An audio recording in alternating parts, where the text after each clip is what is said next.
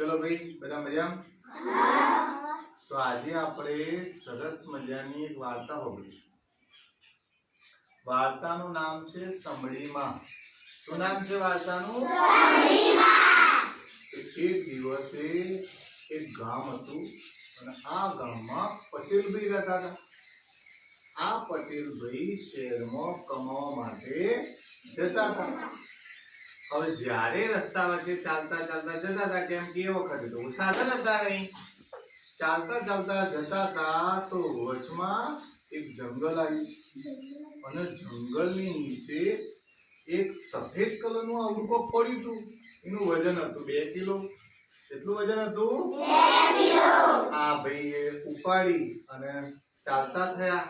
થોડી વાર થઈ એનું વજન વધ્યું। શું થયું બેટા? વજન હતું, વજન લાગ્યું એટલે થાક લાગ્યો। પાછા પટેલભાઈ તો બેસી ગયા। થોડી વાર આગળ ગયા, થોડું હલાયું પણ કોઈ ખબર પડી નહીં। પાછા થોડા આગળ ગયા એટલે થાક લાગ્યો એટલે પાછા ભાઈ પટેલભાઈ તો ઈ બેસી ગયા। એટલામાં ઉપરથી એક સમડી આ બધું જોઈ રહી અને સમડીએ જોયું તો પટેલભાઈ થોડી વારે ઊંઘી જોઈ, બેહી જોઈ, થાકી જોઈ। પછી આમ જબરજસ્ત થાક લાગ્યો એટલે પટેલભાઈને પૂછ્યું કે હે પટેલભાઈ, તમે થોડી વારે કેમ બેહી જાઓ? તમારા ઢેચણ દુખે છે? તમારા કમર દુખે છે? તમે ખાધું નહીં?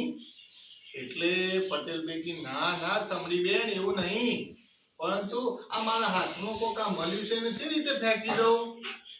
હવે આ હારું મારા હાથમાં ના હોય તો હું વ્યવસ્થિત ચાલી શકું। એટલે સમડીએ કીધું કે ભાઈ પટેલભાઈ, હું આઈડિયો તમને કોચી આલું ખરી, પણ મારી એક શરત। કેવી? કે હું મારી ચોસથી કોચી આલું ને અંદરથી જે નીકળે મારું, અંદરથી જે નીકળે મારું। હવે ભાઈ આ તો હારું તાર લઈ જજે તું, મેં તો પૈસા ખર્ચ્યા। તે આ તો ભાઈ પેલું સફેદ કલરનું મૂક્યું ગોળા જેવું અને પેલી સમડી આવી ચોચો મારતી એને કોચ્યું તો એના અંદરથી મસ્તી નેની છોકરી નીકળી। શું નીકળ્યું? છોકરી। આવડી નેની છોકરી હતી। આ છોકરીનું નામ પાડ્યું ચકલી। શું નામ પાડ્યું? ચકલી। સમડી બેન તો કી પટેલભાઈ આપણે શું વાત થઈ હતી તો ભાઈ અંદરથી નીકળે મારું। એટલે આ તો ભાઈ છોકરીને લઈ અને છોકરી તો બચારી ઊંઘી હતી, લઈ અને સાંભળી તો પાછી ઉપાડી અને આવી એના માળામાં મસ્ત એને એક રૂમાલ જેવું પાથરી દીધું અને પેલી એની છોકરીને ઊંઘાડી। આ છોકરીનું નામ ચકલી પાડી દીધું। ચકલી તો સવારે ઉઠી એટલે કે માં એટલે એટલામાં તો સમડી આવી। સમડીને જોઈ એટલે ચકલી કે તું મારી માં છે? એટલે સમડી કે હા। તારું નામ? કે મારું નામ સમડી। એટલે ચકલી બોલી સમડીમાં મને ભૂખ લાગી તો ફટાફટ આ તો બહાર જઈ અને જ્યુસ લઈ આવી મેંગોનો। એક દાડો ભાઈ કેરીનો જ્યુસ લઈને આવી। આવું રોજ નવું ખવડાવો, તરસ લાગે તો એને પાણી પાય। આમ કરતા ચકલી ધીમે મોટી થવા માંડી। શું થવા મળ્યું? મોટી થવા માંડી। હવે ભાઈ એની બધી ઈચ્છાઓ સાંભળીમાં પૂરી કરી દીધી। હવે એક વખત આ જયારે વલ્લા ઉપર માળામાં જયારે આ ચકલી બેન બેઠા હતા તો ઉપર બે પોપટ વાતો કરતા હતા કે ભાઈ નજીકમાં એક મસ્તીન રાજમહેલ છે અને એ રાણીના ગળામાં હીરાનો હાર છે અને એ હાર તો એટલો બધો મસ્તીન છે કે કોઈ પણ પહેરાવો તો કેવું લાગે? મસ્ત બ્યુટીફુલ લાગે। ચલો લાગે? બ્યુટીફુલ લાગે। એટલે આ વાત પેલી ચકલી બેન હોબળી ગયા। ચકલી બેન તો હોબળી ગયા। ચકલી બેન તો કે મારી માં આવે એટલે હું હોનાનો હાર માંગુ, હીરાનો હાર માંગુ। હવે તો થોડી વાર થઈ અને પછી સમડીમાં આવી ગયા। એટલે સમડીમાને કીધું કે માં મારે તો ખાવું નહીં, મારે તો પાણી નહીં પીવું, મારે તો બ્રશે કરવો નહીં, મારે તો નાવું નહીં, મારે તો લુગડો બદલવો નહીં, મારે તો। એટલે સમડીમાં કી બેટા તું સવારે ઉઠ્યો તો તને બ્રશ લઈ આવું છું, બ્રશ કરાવું છું, નવડાવું છું, તું જાતે કપડાં પહેરી લેશે, બધું જ જાતે કરશે, તો અત્યારે કેમ ના પાડ્યું? એટલે કે સમડીમાં મારે તો હીરાનો સોનાનો હાર લેવો. શું લેવું? હાર લેવો. એટલે કે જો તમે હાર લઈ આવો ન મારે તો કોઈ ખાવું નહીં, કોઈ પીવું નહીં. બધા છોકરા તમે આરોટતા નહીં તો મમ્મી ના લઈ આલો તો મમ્મી માં પડીકું લેવું. તાર મમ્મી કે ભૈયા ખબર બધી પડીકું લેવા છે. એટલે તમે કહો જા તાણ મારે તો ખાવું નહીં, પીવું નહીં, નિશાળે નહીં જવું. કેટલા ઘરે આવું? કેટલા ઘરે આવું? કરીએ ને હું એ કરતો તો યાર, હું આવું કરતો તો બધા કરી છે બધા આ ફોટો લે હારું હવે આવું ચકલી બેન કરતા હતા. એટલે સમડી બેન કી સમડીમાં બોલ્યા હારું બેટા તું ચિંતા ના કરે, હું કાલે જઉં તો ચોકથી હોનાનો હાર પેલા હીરાનો હાર લઈને આય. એટલે કે માં તું જોય પણ લીધા વગર પાછી આવતી. બીજા તારા વાત પડી. ચકલી બેન ઉઠ્યા. ચકલી બેને તો બ્રશ કરી દીધો, ફટ ફટ ફટ બ્રશ કરી દીધો, ફૂલ ઉતારી દીધી. પછી ભાઈ મોટું ધોઈ નાખ્યું, ફર્સ્ટ ક્લાસ સ્નાન કર્યું, એમાં બોડી વોશ વાપર્યું અને માથામાં શેમ્પુ વાપર્યું અને પછી માથામાં તેલ નાખીને તમારા જેવા 2 ચોટલા વાળી દીધા, રીબીને બોલતી હતી ને મસ્તીને તો તૈયાર થઈને બેસી ગયા કે હાસ આજે મારી મમ્મી લેવા જશે. એવું લેવા જશે સોનાનો હાર, હીરાનો હાર. આ તો સમલીમાં કી બેટા જો તું બેસી રહ અને હું જ્યાં ના આવું ત્યાં તારે જવાનું નહીં. મેં તાર માટે બધું ખાવાનું 4-5 દાવાનું મૂકી દીધું. માટલાને એના માટલા પોણીએ ભરીને મૂકી દીધું. એટલે કે હારું તાર.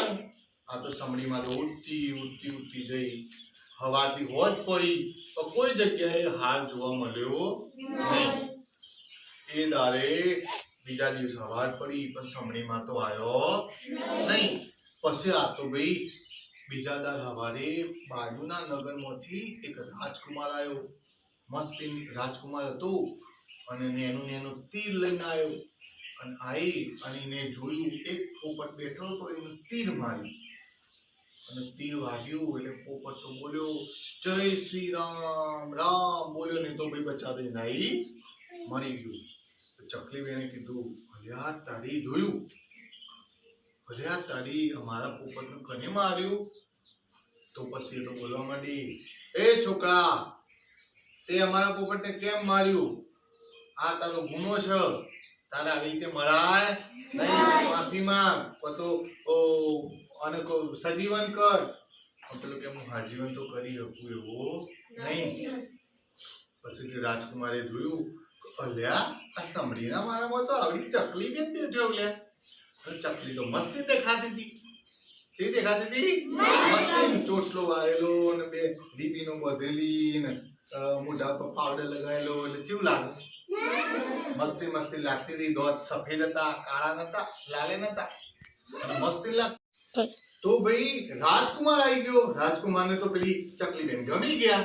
હારું ગમે તે થાય મારો ચકલી બેન તો રાજકુમારી બનાવીને ગયેલી જો. હવે આ તો કીધું કે ચકલી બેન જો હું માફી માંગુ છું પણ તમારા જેટલા પણ પક્ષીઓ છે એમને હું ખાવાનું હું કાલથી આપે, દોણા પણ આપે, બધું જ કરે અને કે તમે મારા જોડે હેડો. તો ચકલી બેને લઈ ગયું ઘેર લઈ ગયો. એને તો ખાવાનું સારું આપું, મોટો મેલ, સોનાનો હાર લેવો તો એ પણ જોયો નહીં. એ પણ પહેરાયો.